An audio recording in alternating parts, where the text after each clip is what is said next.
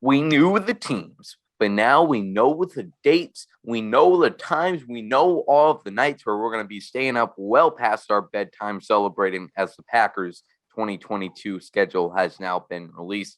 I'm Joey, and joining me to discuss the Packers schedule is my friend Big B there. How you feeling tonight? Wonderful. I love it. I gotta ask, what's up with that shirt there? It looks like it was perfectly crafted for your brand of calling everybody a Packers legend. Is it Oh just a yeah. shirt that says Packers Legends? Yes. And then on the back, it's like it almost looks like a coin, but it has all the Packer Hall of Famers on it. Oh, nice. Okay. They sell like the So, pro shop. So shoot, I think you need to get that custom made and have like all the random guys call on there. Like, you got to have Dean Lowry on there, Jamal Williams, maybe throw in a little D'Angelo Yancey action on there on the back. That'd be pretty sick. good But idea. Might have to do that. anyways, let's get to our subject today, which is discussing the schedule, because that's what we do here in the middle of May. We're not going to talk about rookie minicamp. We're going to be talking about the schedule, folks. So as I was briefing Big B on just before we started recording, there is always quite a wave of overreactions way too early. Like, people freak out about the schedule sometimes. Like, we knew the opponents, but they get scared of these road trips that we have to go on. You look at the middle of the season, and the Packers, after playing in London, they don't get a bye after week 5. They play at home against Jets, which is practically a bye week. But then after that, so London week 5, home game after that. But then week 7, they face Washington in Washington, continue their road trip up north to New York to play Buffalo, and then they end off the road trip against Detroit. So at this point in early May, it doesn't seem like the Lions in Washington would be too scary of opponents. But the fact that you have there from weeks 5 to 9, 4 away games, one being across the globe, that's something that's unfavorable. So, it reminds me for some reason of our 2018 schedule and how we looked at that point. Obviously, I expect the 2020 team to be, or the 2022 team to be much better than that 2018 team was. But, we had to go on the road and play the Rams, the Patriots, and I'm pulling this up here. And there was a few other teams on the road where we had a tough stretches. And obviously the Rams and the Patriots, they ended up going to the Super Bowl that year. So it was a tough challenge for the Packers. And they really should have won both of those games. They did not match up with the opponent at all. But with the way those games went, if they just stuck to their plan and not get away from the run game against the Patriots or run the gosh dang ball out, Ty Montgomery against LA. Sorry. Unvisited trauma. Maybe it's better for you to talk, Bibby. Let's hear your thoughts on the 2022 Packers schedule. I like it. I like having the late bye. Oh yeah, Not a big deal. I don't think not having a bye after the London game. right. Matt LaFleur said that he decided not to have the bye week after the London game and go for a later bye. So that's awesome. A lot of great opponents we're going to have to face, a lot of tough challenges, but I am very confident the Packers can go undefeated this year like always. So let's go, baby. Absolutely. Oh yeah. Yeah. The late buy or early buy paradigm, it's an interesting one, because obviously if you have it too early, you're kind of wasting that, and then you have to go all the way to February to win the Super Bowl, without a break, unless you get that first seed, and then you get a Pro Bowl bye. But then also, if you have it too late, you could end up sitting there stranded, midway through the season, having still 5-6 weeks till you're by, and you got all these injuries that you're having to deal with. So, the lesser of two evils, really. And Matt LaFleur said, I'll take the later bye in week 14, which I'm a fan of. You get to rest up there. And then after the bye in week 15, They face the Los Angeles Rams. They get an extended bye. They get an extra day on their bye, as their game against Los Angeles is a Monday night game. I think that has potential to be game of the season.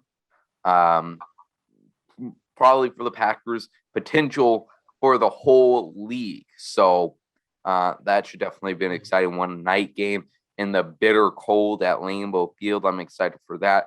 And then 6 days later, they travel down to South Beach on Christmas Day to play Miami. This reminds me of Home Alone 2. They're going down. Right now, they went to New York. Never mind. I was thinking they went to Florida. No. Okay, reference didn't work, but they're going down to Florida here to play Miami. So I love the Christmas Day game against Cleveland this past year. It is interesting that they chose to play it in a crappy stadium like Miami. It's going to be warm weather, which is great most times. But you'd think the NFL would want to have promote this idealized movie set scene at Lambeau Field on Christmas Day. At least that's how I see it. So interesting choice there to play against Miami. But Big B, are you looking forward to once again? Opening up like probably $300 worth of Packers merch on Christmas Day and then watching them beat the crap out of the AFC team? I am, but I don't really like them playing on Christmas. Last year was okay. I got to go to the game, so it's pretty awesome. Yeah. But this year, I don't know. Like, it just ruins the holiday. You just can't do anything afterwards. I get that. Presents and stuff, because then the rest of the day is dedicated to the Packers. Like, kind of ruins the mood, but I'm excited for it after all. And you don't get to talk to your family as well, so that's also a plus. That's definitely a plus. And then you got the excuse, well, there's still 2 other games on. Last year they played pretty pitiful against Cleveland, so that was kind of concerning. Hey, we got to win. We don't talk about the specifics. Yeah, thank God for Rasul Douglas in that game. But last year I really liked it. It was like an extra reason to look forward to Christmas, as if there's not already enough. So, hey, at least it's not a divisional opponent, not a team like the Bills or the Cowboys. So hopefully should be a relaxing game. Enjoy the holiday. But hey, all of this means nothing. Like we were saying at the top of this, just because the opponent looks tough now means absolutely nothing. Nada. So it's super early to tell on what are going to be the tough stretches for this game. Now, Big B, as you said, you went to that Browns game on Christmas Day, and that was your second game. Last year, you went to a total of 2 games last year? Yes, that is correct. And, so I'm sure you are planning to go to at least a few this upcoming year. What days do you have scheduled on your or marked on your calendar as the dream games to go to this year? Oh boy. Probably Dallas and LA, as well as Detroit, because I want to see Jamal again. Like, ooh, I didn't even think of that. Jamal. I didn't go to the Lions game last year. I really wanted to. So hopefully this year I get to go. But definitely LA and Dallas are the 2 main ones. I'm down with that. I hope I win the lottery so I can make it up there for a game. I agree with you on those choices of Cowboys and Rams. Seeing Mike McCarthy return to Green Bay would be epic. And then also, like we were talking about, Rams going to be a great game. I'd also throw out there the game against the Vikings on January 1st, New Year's Day, 3/25. Vikings, they will probably just be coming down of their annual like mid to late season, that weeks 10 through 14, where everybody's like, wow, Minnesota, if they do this, this, and this, they'd be in the playoffs, and you better watch out for them. Yeah. At this point in the season, they'd probably be down from that high. It happens every single year. And then we could really just like choke hold their dreams and like, suffocate them. I'd be a big fan of that. Just like we did this past year playing against Sean Mannion. Oh yeah, and then it's January, so Elton will probably be back. David will Yeah, be all pro by then, of so we get to course. see him lock down Zadarius Smith. That's even better. Oh my God. I cannot wait. I'm slowly getting more annoyed by the day with Sedarius. That video they put out of Sedarius being like, I can't wait to play him 2 times a year. I'm kind of sick and tired of it, Z. Got to be honest with you. We talked about this earlier on in the off season of like why exactly it seems like Zadarius anger at Green Bay is kind of a result of his own fault. Like, sure, I completely understand, dude, that it's an unfortunate situation that you had this major back injury and a contract, what's pretty much a contract year for you.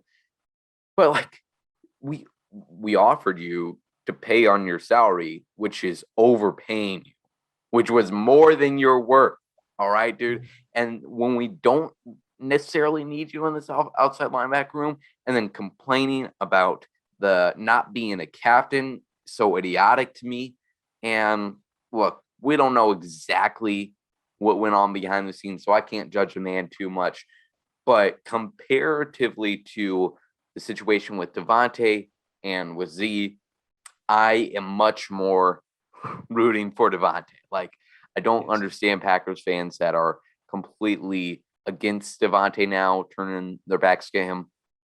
I understand Devontae's decision. Look, we're gonna end this. Zadarius, stop with this nonsense. We're gonna have you locked down. All right, weeks 1 and week 6 or 17. All right. Just wanted to put that out there. Let's go. um now let's end this off here just talking about this first stretch of the season. This is a stretch where we can really, you know, not too many injuries are going to happen from now until then, and the teams are kind of going to be closer to what we're expecting they are going to be. So through week 1, I'm really excited for this. Week 1 against the Vikings. Week 1 against the Vikings in 2020 was a ton of fun. Seeing Rodgers start up MVS, Adams, Tunyon. I believe he had like 4 or 5 touchdowns in that game. That was a lot of fun. Then week 2, they have another divisional opponent. The Bears are coming to Lambeau Field. Week 2 for a Sunday night game. NFL schedules Bears Packers Sunday night every single year because it rakes in the big bucks. They get the viewers. In week 3, they then travel to Tampa Bay to play Tom Brady. So that should be a fun one. Hopefully we are able to get our revenge. And then in week 4, they play kind of a question mark team, I think, going into this year overall in the New England Patriots. It'll be interesting to see how Mac Jones does in his sophomore year, if he has a sophomore slump or if he continues to go on that path that he was in his rookie season. So should be a pretty exciting, interesting early stretch for the Packers that is hopefully not littered with injuries. Minimal injuries. Let's keep those down. Big B, any other thoughts you wanted to share on the Packers menu this year? Tampa should be an easy win. I'm just saying that to get people riled up. But I'm really excited. I wish we could just fast forward to training camp, and then Yeah. I just want training camp. Pretty much what I'm trying to say here. I just want training camp. This warm weather, man. I'm just like, wow, this would be so much more fun if I was like just walking around Titletown, but instead I'm just dying out here sweating in 3rd hour PE class. So that kind of sucks. I feel that. But that's all we have for you today. Let us know your thoughts on the Packers 2022 schedule. If you're planning to go to any games, make sure to subscribe to this YouTube channel. Follow us on all other social medias, and we'll talk to you later. As always, go Pack Go.